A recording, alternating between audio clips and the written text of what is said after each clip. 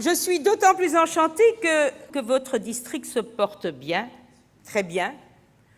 Près de 2000 membres, effectifs en progression, un effectif féminin au-dessus de la moyenne nationale, donc 27%, 21% pour la moyenne nationale, 27% pour la moyenne mondiale, donc vous êtes tout juste dedans. Ce n'est pas encore suffisant, on en parlera plus tard.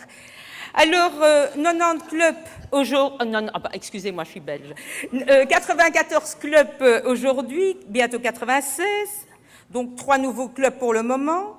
La première femme directeur internationale en France, mes chers amis, chapeau.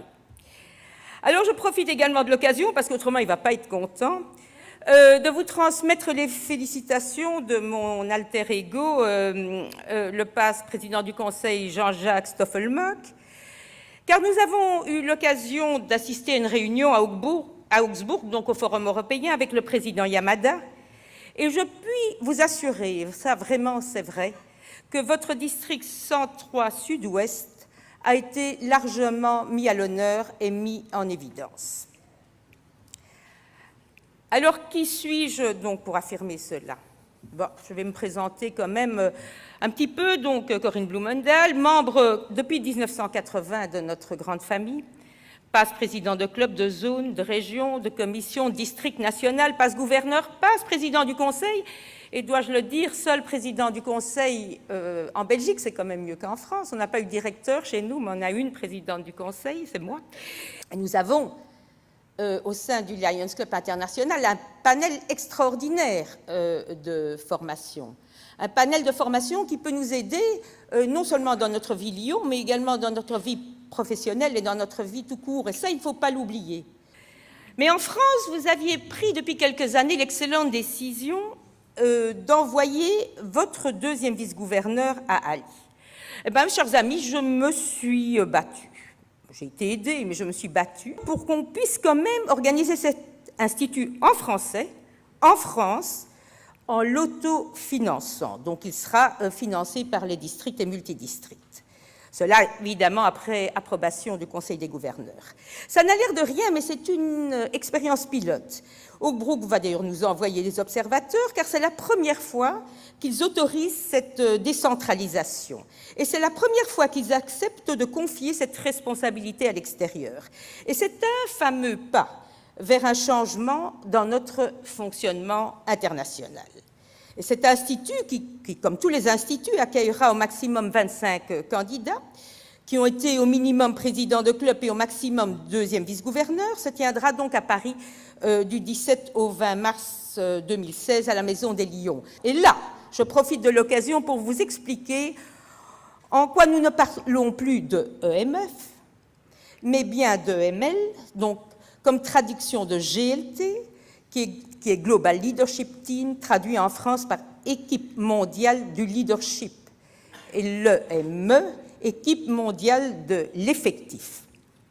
Ces deux équipes doivent impérativement travailler en parfaite collaboration, en parfaite harmonie, car l'un ne va pas sans l'autre. L'un n'est pas plus important que l'autre.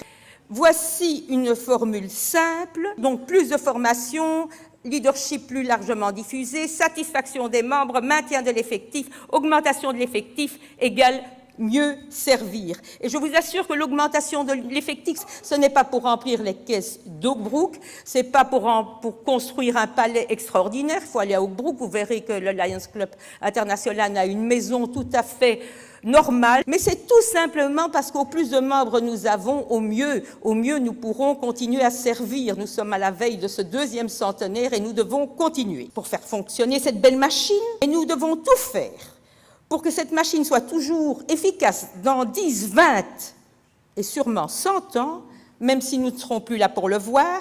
C'est notre responsabilité à tous, pas seulement celle de nos gouverneurs, pas seulement celle de nos dirigeants à Augsbourg, mais notre responsabilité aux 1 400 000 membres Lions dans le monde, de faire en sorte de laisser un héritage à nos successeurs qui leur donneront l'envie et la passion de poursuivre. Mais ce centenaire, ce centennial, Un événement qui nous permettra de faire savoir, et c'est ça l'important, de faire savoir au monde entier qui nous sommes, ce que nous faisons, quels sont nos objectifs. C'est service, service, service. Alors les thèmes, vous les connaissez, la faim, l'environnement, la vue, la jeunesse. 4 thèmes qu'on retrouve en fait dans tous les clubs de la planète. Et 2 objectifs. Pas l'argent, car ça nous en donnons beaucoup. Nous ne sommes pas les seuls d'ailleurs, heureusement. Mais venir en aide à 100 millions de personnes, et on y arrivera d'ici 2018, même on va les dépasser, et le faire savoir.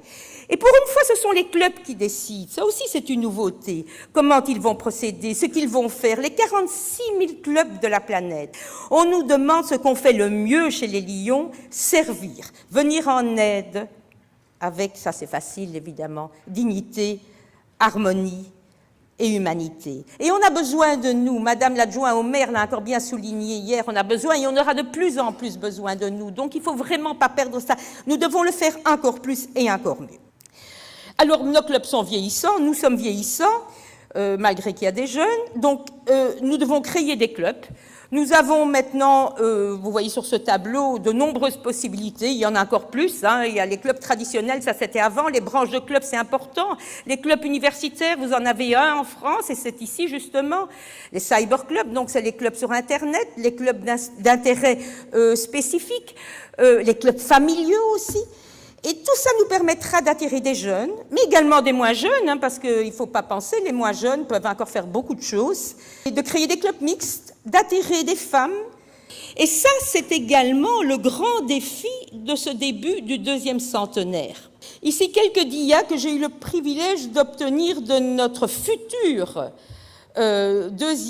première femme, donc 2e vice-présidente internationale. C'est notre amie Gudrun Ingvadottir qui sera notre première femme présidente internationale. Les femmes sont complémentaires, qu'elles exercent les responsabilités différemment, qu'elles s'impliquent d'une autre manière dans d'autres causes et que le fait d'unir nos compétences, notre savoir-faire complémentaire ne pourra qu'apporter un énorme enrichissement et un vent de nouveautés à notre association vieillissante.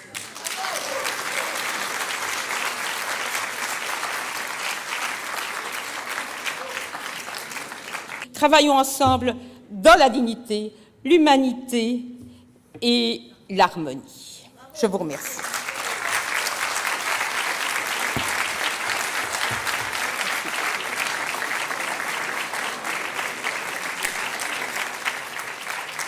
C'est gentil. Merci beaucoup. Il y a des hommes qui restent assis, peut-être qu'ils sont fâchés. Merci 1000 fois, merci. Et voilà, on se verra tout à l'heure. Et si vous avez des questions à poser, je suis là.